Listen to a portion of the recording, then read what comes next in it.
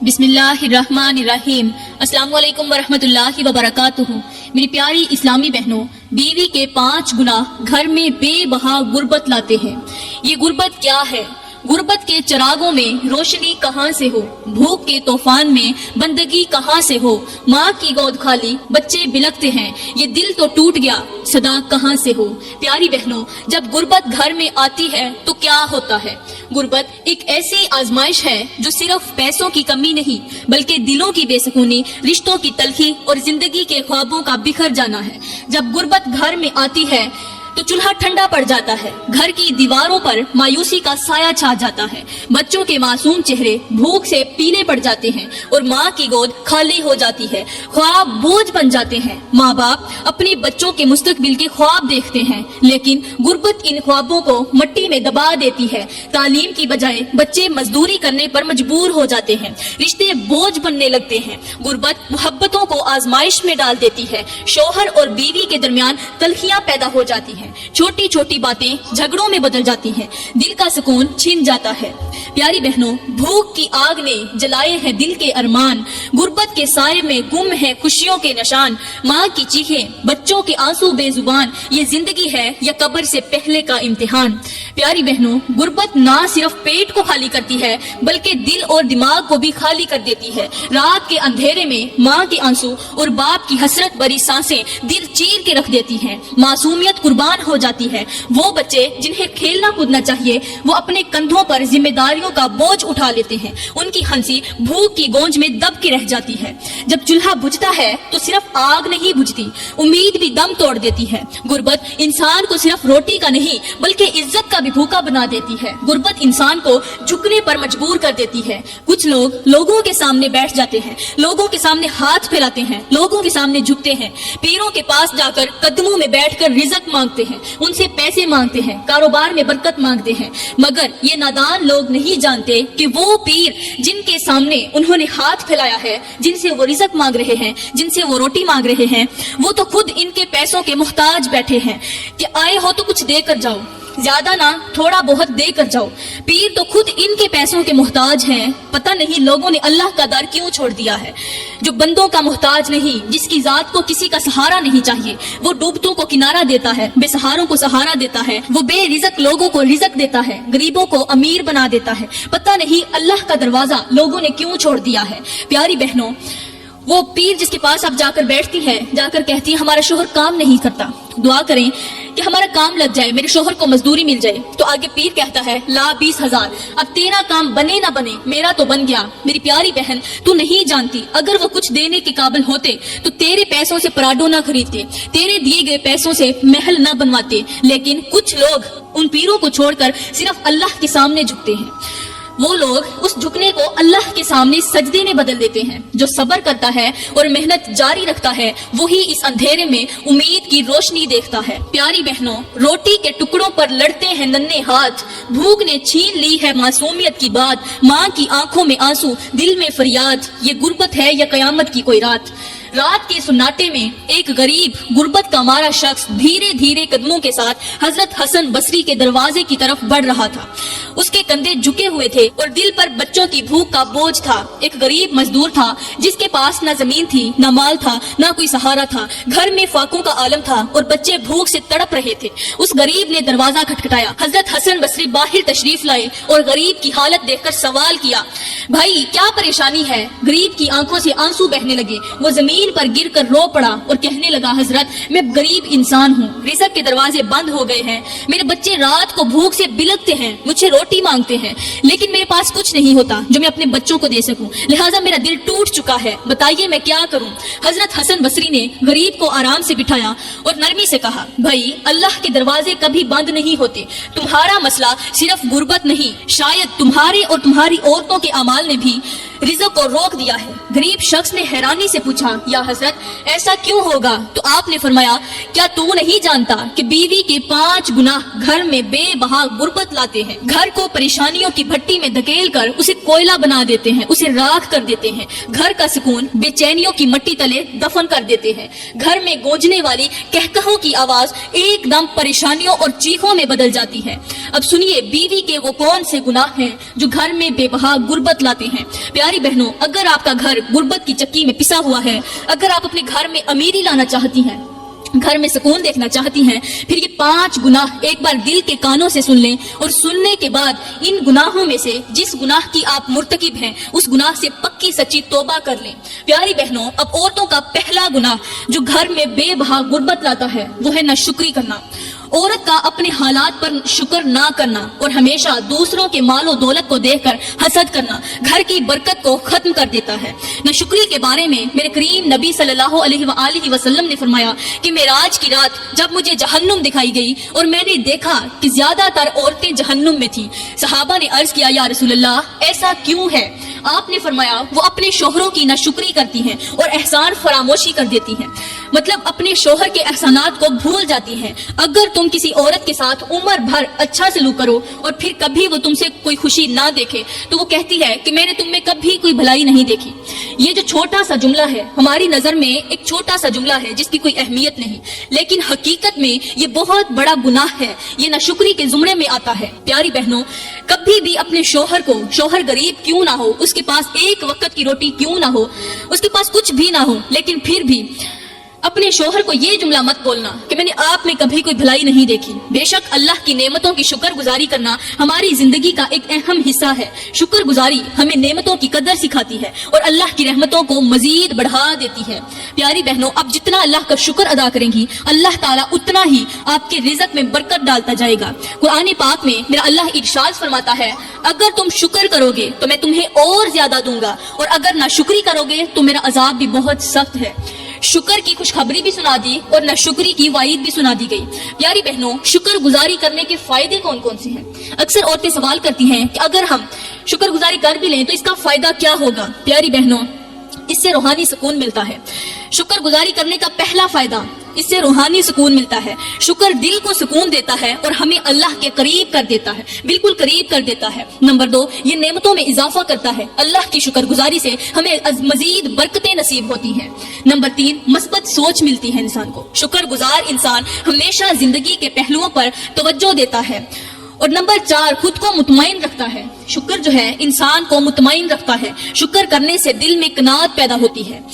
اب شکر گزاری کرنے کے عملی طریقے کون سے ہیں؟ کن طریقوں کے ساتھ شکر گزاری کی جائے؟ اللہ کی نعمتوں کی شکر گزاری کن طریقوں سے کی جائے؟ سب سے پہلی بات، زبان سے شکر کرنا۔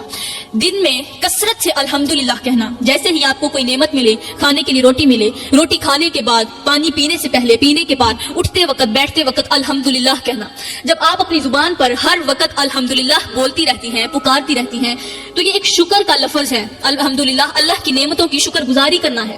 آپ اپنی زبان سے شکر کریں، عمل سے شکر، مطلب عمل سے کیسے کرنا ہے کہ اللہ کی دی ہوئی نعمتوں کو صحیح اور حلال طریقے سے استعمال کرنا، اور دعا کے ذریعے اللہ کا شکر کرنا۔ دعا کرتے وقت اللہ کی نعمتوں کو گن گن کر اللہ کے سامنے شکر کا ذکر کرنا، یہ بھی ایک عملی طریقہ ہے۔ اس کے علاوہ چوتھا، دوسروں کی مدد کرنا۔ اللہ کی عطا کردہ نعمتوں میں سے دوسروں کو فائدہ پہنچانا۔ جیسے کوئی غریب دروازے پر آیا ہے تو اس کی مدد کر دینا، اس بھکاری کو کھانے کے لیے کچھ دے دینا، یہ بھی ایک شکر گزاری ہے کہ آپ اللہ کا شکر ادا کرتے ہوئے اپنے دل میں ایک عاجزی پیدا کرتے ہوئے کسی غریب کو کھانا دیتی ہیں۔ پیاری بہنوں، یاد رہے کہ شکر گزاری ایک عبادت ہے جو ہماری روحانی اور دنیاوی زندگی کو بہت زیادہ خوبصورت بناتی ہے۔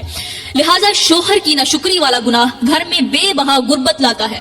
یہاں پر میں تمہیں ایک سبق آموز اور مختصر سا واقعہ سناتی ہوں۔ پیاری بہنوں، کسی گاؤں میں ایک شریف اور محنتی بزرگ رہتا تھا۔ اس کا دل بہت زیادہ صاف تھا، وہ ہمیشہ دوسروں کے لیے اچھا سوچتا، اس کی سوچ دوسروں کے لیے مثبت تھی، دوسروں کے کام آتا، غریبوں کی مدد کرتا۔ لیکن غربت نے ہمیشہ اسے آزمائش میں ڈالے رکھا۔ اس کے پاس جتنا بھی رزق ہوتا، 2 روٹیاں کھانے کو ہوتی تو ایک کسی دوسرے غریب کو دے دیتا۔ وہ غریب خود غریب ہو کر دوسرے غریبوں کی مدد کیا کرتا تھا۔ وہ دن بھر مزدوری کرتا، جو بھی کماتا اپنی بیوی اور بچوں کے لیے لے کے آتا۔ اس کی بیوی خوبصورت تھی لیکن اس کے دل میں شکر نہ تھا، نہ شکر تھا اور نہ ہی تو صبر تھا۔ بیوی کی عادتوں اور گناہوں نے شوہر کی زندگی کو عذاب بنا دیا۔ بیوی ہمیشہ برے حالات کا شکوہ کرتی، جب کھانے کے لیے رزق آتا، پینے کے لیے پانی آتا، روٹی آتی، کپڑا ملتا اچھا، تب وہ شکر گزاری نہ کرتی، لیکن جیسے ہی برے حالات آتے تو ان کا شکوہ کرتی، اچھے وقت کا ذکر ہی نہیں کرتی تھی۔ شوہر چاہے جتنا بھی کما کر لاتا، بیوی ہمیشہ یہی کہتی، یہ زندگی نہیں، یہ تو قید ہے، دیکھو دوسرے لوگ کیسے عیش و عشرت کی زندگی گزار رہے ہیں، اور ایک ہم ہیں جو ہر وقت آزمائشوں کی بھٹی میں جلتے رہتے ہیں۔ اس کے اندر صبر نام کی کوئی چیز ہی نہیں تھی، اور شکر تو ایسے تھا جیسے اسے بھول گیا ہو۔ وقت گزرتا گیا، بیوی کی ناشکری نے گھر کی برکت کو ختم کر دیا۔ بیوی کو ہر وقت نئے کپڑے، زیور اور غیر ضروری چیزیں خریدنے کا شوق تھا۔ بیوی ہر وقت شوہر کو کہتی، تم اتنے نکارہ کیوں ہو؟ دیکھو فلاں کے شوہر نے اپنی بیوی کو کتنی قیمتی چیزیں دی ہیں، فلاں کے شوہر نے اپنی بیوی کو خوبصورت سا گھر لے کے دیا، مہنگی گاڑی لے کر دی، موبائل لے کر دیا، اور اے نکارہ انسان، تو نے میرے جیسی حسین و جمیل لڑکی کو کیا لے کر دیا ہے؟ بیوی کی یہ باتیں سن کر شوہر شرمندگی سے اپنے بچوں کو بھوکا دیکھتا اور بیوی کے فضول مطالبات پورے کرنے کے لیے قرض لینے پر مجبور ہو جاتا۔ بچوں کی بھوک دیکھتا رہتا لیکن بیوی کی فضول خرچیاں پوری کرتا رہتا۔ بیوی نے کبھی نماز کی پابندی نہ کی اور اللہ سے رجوع کرنا تو جیسے وہ بھول ہی گئی تھی۔ شوہر ہر رات اللہ سے دعا کرتا، یا اللہ میری اس بیوی کو، میری شریک حیات کو ہدایت دے دے، میرے گھر کو برکت دے، لیکن بیوی کی غفلت اس کی زندگی کو مزید اندھیروں میں دھکیلتی رہی۔ بیوی کے تانوں نے شوہر کے اندر کو کھوکھلا کر دیا۔ بیوی کہتی کہ تم مرد کہلانے کے لائق ہی نہیں ہو، تمہاری وجہ سے میں دوسروں کے سامنے شرمندہ ہوں۔ بیوی کے گناہوں کی وجہ سے ان کے گھر سے برکت اٹھ چکی تھی، ان کے بچے اکثر بھوکے سوتے تھے، لیکن اس بیوی کو، اس ماں کو حیا نہیں آتا تھا کہ میرے بچے بھوک سے بلکتے بلکتے سو جاتے ہیں، اس کے اندر رحم بھی نہیں تھا، اور شوہر کی ساری محنت رائیگاں چلی جاتی۔ ایک دن قرض کا بوجھ اس قدر بڑھ گیا کہ لوگوں نے ان کے گھر کا سامان تک چھین لیا۔ شوہر اندر سے ٹوٹ چکا تھا، وہ اپنی آنکھوں کے سامنے اپنے بچوں کو بھوک سے تڑپتا ہوا دیکھ رہا تھا۔ اس نے بیوی سے کہا، تمہاری عادتوں نے ہمیں اس حال تک پہنچا دیا ہے، اب اگر تم نے اللہ سے معافی نہ مانگی، اللہ سے توبہ نہ کی تو غربت ہماری زندگی ختم کر دے گی، ہمارے بچے بھوک کی وجہ سے مر جائیں گے۔ ایک رات جب بچوں کے رونے کی آواز پورے گھر میں گونج رہی تھی، شوہر نے بیوی کو دیکھا جو خاموشی سے بیٹھی تھی۔ شاید اسے اپنی غلطیوں کا احساس ہو چکا تھا، لیکن وقت گزر چکا تھا۔ انسان کو جب احساس ہوتا ہے، جب اس کا اچھا وقت آنے لگتا ہے تو وقت آنے سے پہلے وہ مر جاتا ہے۔ جب شوہر نے ایک بچے کے منہ سے یہ جملہ سنا کہ اماں ہمارے محلے میں فوتگی کب ہوگی، ایک چھوٹا سا ننھا سا بچہ کہنے لگا، امی ہمارے محلے میں فوتگی کب ہوگی تاکہ وہ مرنے والے کی اصالِ ثواب کے لیے خیرات کریں اور ہم اپنا پیٹ بھر کر کھانا کھائیں۔ اللہ اکبر۔ بچوں کے منہ سے یہ درد بھرا جملہ سننا ہی تھا کہ باپ کا کلیجہ پھٹ گیا، تو باپ زمین پر گرا، گرتے ہی ہمیشہ کے لیے خاموش ہو گیا۔ پھر وہی بیوی تھی جو رو رو کر کہہ رہی تھی، میں لوٹی گئی، میں ماری گئی، میرے گھر کی رونق مجھ سے چھین لی گئی، میں کیا کروں، میرا سرتاج ہمیشہ کے لیے خاموش ہو گیا ہے، ہمیشہ کے لیے اس دنیا فانی سے رخصت ہو گیا ہے، لیکن اب پچھتائے کیا ہوت جب چڑیاں چگ گئی کھیت۔ شوہر کے جنازے کے بعد بیوی گھر لوٹی، گھر آئی، وہی گھر جو کبھی کہکہوں سے گونجتا تھا۔ شوہر پریشان ہونے کے باوجود بھی ہمیشہ خوش رہتا تاکہ اس کی بیوی خوش رہے۔ آج وہی کہکہوں سے گونجنے والا گھر خاموش اور سنسان پڑا ہوا تھا۔ بچے ماں کی گود میں بیٹھ کر پوچھتے، امی ابو کب آئیں گے؟ بیوی کے پاس کوئی جواب نہیں تھا، ماں کے پاس بچوں کو دینے کے لیے کوئی جواب نہ تھا۔ وہ بچوں کے سوالوں میں صرف اپنے آنسو پونجتی اور انہیں سینے سے لگا لیتی۔ چھوٹا سا بچہ کہنے لگا، امی تم بولتی کیوں نہیں، ہمارے ابو کہاں چلے گئے ہیں؟ کانپتی ہوئی آواز میں بولی، بیٹا ابو بہت دور چلے گئے ہیں۔ مگر بچہ ضد کر کے دوبارہ پوچھتا ہے، امی کیا ابو ہمارے لیے کھلونے لے کر آئیں گے؟ ماں کی ہچکیاں بند گئی اور اس نے بچے کو گلے لگا کر کہا، بیٹا تمہارے ابو تو اب صرف دعاؤں میں آئیں گے۔ بچہ حیرانی سے ماں کی آنکھوں کے آنسو پوچھتا ہوا کہنے لگا، امی آپ کیوں رو رہی ہیں؟ کیا ابو واپس نہیں آئیں گے؟ معصوم سا بچہ تھا، چھوٹا سا تھا، اسے پتہ نہیں تھا کہ موت کیا ہوتی ہے اور ہمارا باپ کہاں چلا گیا ہے۔ مرنے کے بعد اسے نہیں معلوم تھا کہ کیا کوئی انسان ہم سے اتنا بچھڑ جاتا ہے کہ ساری زندگی انتظار کرتے رہو، ایک دیدار تک نہیں کرواتا۔ پیاری بہنوں، یہ سوال جب بچے نے روتی ہوئی ماں سے پوچھا کہ کیا ابو واپس نہیں آئیں گے تو ماں کے دل پر قیامت کی طرح گرا، لیکن جواب دینے کے لیے اس کے پاس الفاظ نہیں تھے۔ لب کانپے، دل تڑپا، مگر کچھ کہا نہ گیا، آنسوؤں کے سمندر کو بھی چھپایا نہ گیا۔ بچے کے سوال نے جلا دی روح کی زمین، ابو کا نام لب پر آیا مگر بولا نہ گیا۔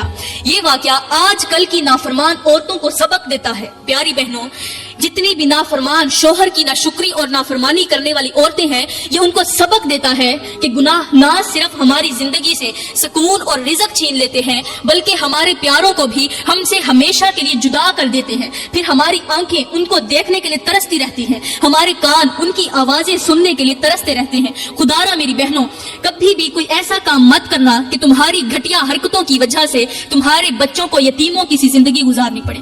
प्यारी बहनों, अब दूसरा गुनाह जो घर में बेबहा गुर्बत लाता है वो है शोहर की कमाई को जाया करना, शोहर की मेहनत की कमाई को गैर जरूरी चीजों पर खर्च करना और जिम्मेदारी ना निभाना गुर्बत का रास्ता खोल देता है। औरत का फजूल खर्ची करना, शोहर की कमाई को जाया करना 7 नस्लों को तबाह करके रख देता है, आने वाली 7 नस्लों का बेड़ा गर्क करके रख देता है।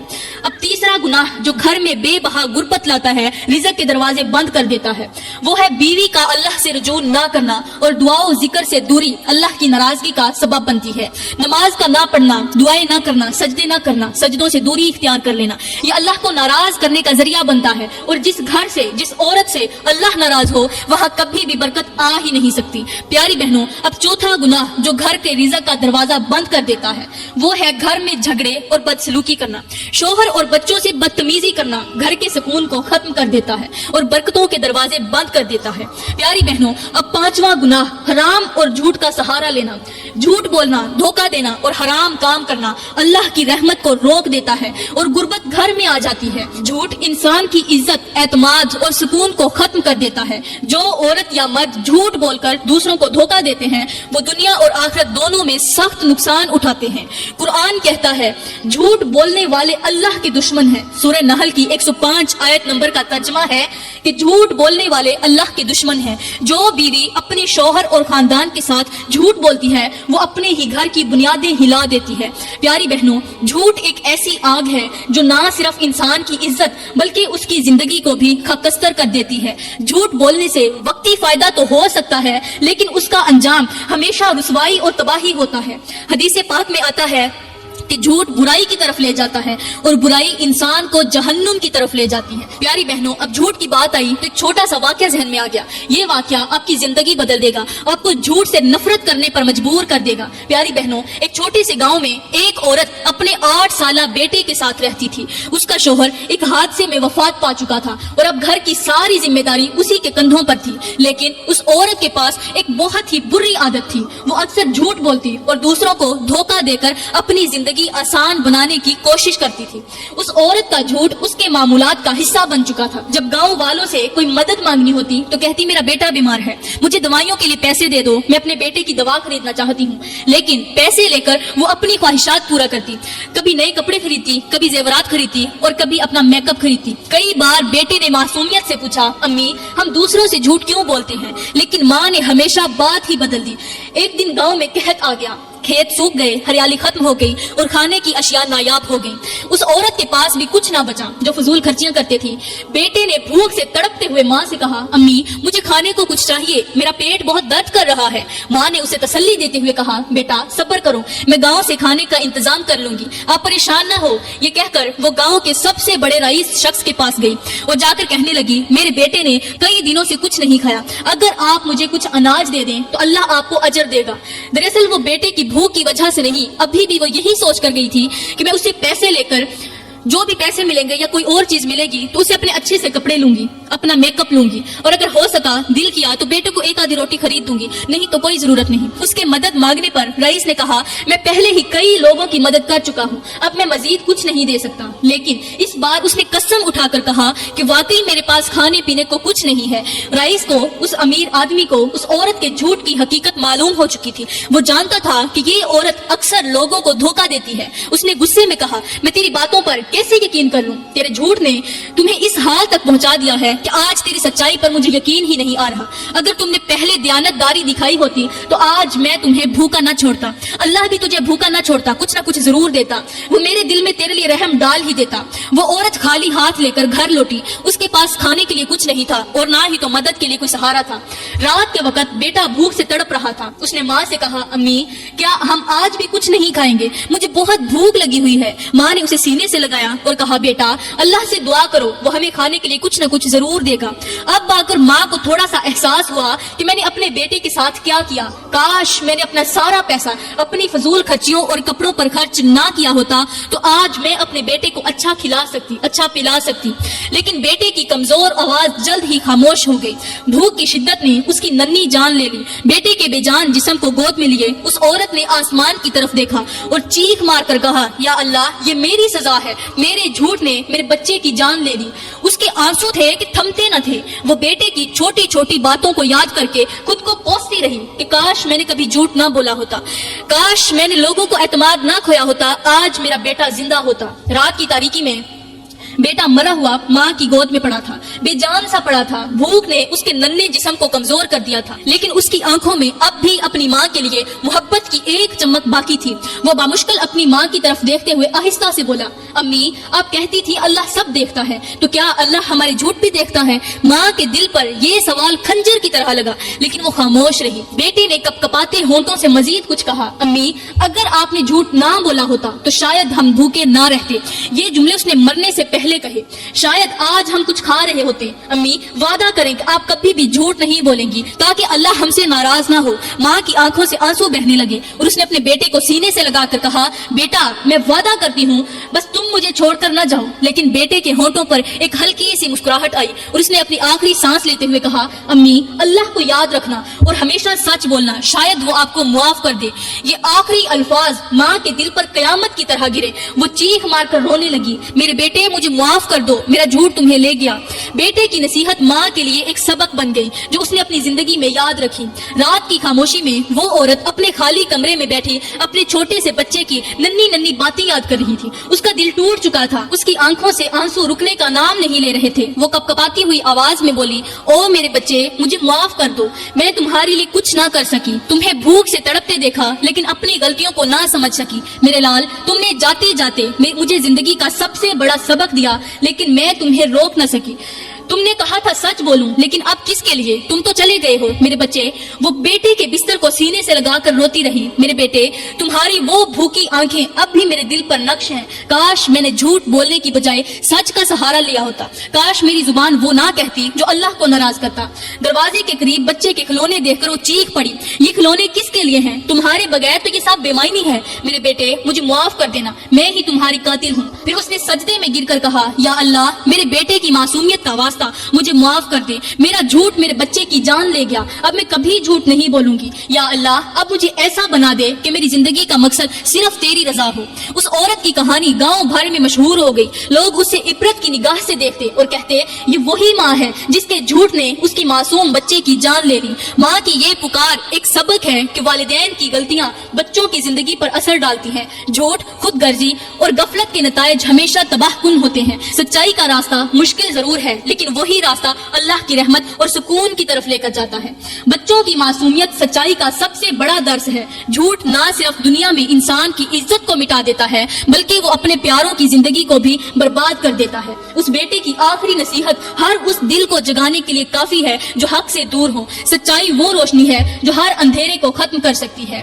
پیاری بہنوں, میں دعا کرتی ہوں کہ اللہ تعالیٰ ہمیں اچھی نصیحتوں پر عمل کرنے کی توفیق عطا فرمائے. زندگی میں کبھی بھول کر کے بھی جھوٹ نہ بولنا, فضول خرچی نہ کرنا, ورنہ یاد رکھنا کہ جلد از جلد غربت تمہارے گھروں میں ڈیرے ڈال لے گی. میں دعا کرتی ہوں کہ اللہ تعالیٰ اس کم وقت غربت سے ہم تمام لوگوں کو, تمام مسلمانوں کو محفوظ رکھے. اللہ تعالیٰ ہمارے گھروں میں برکتیں ڈالے, ہمیں نیک کام کرنے کی توفیق عطا فرمائے اور ان برے اعمال سے بچنے کی اور ان سے پختہ توبہ کرنے کی توفیق عطا فرمائے. آمین ثم آمین.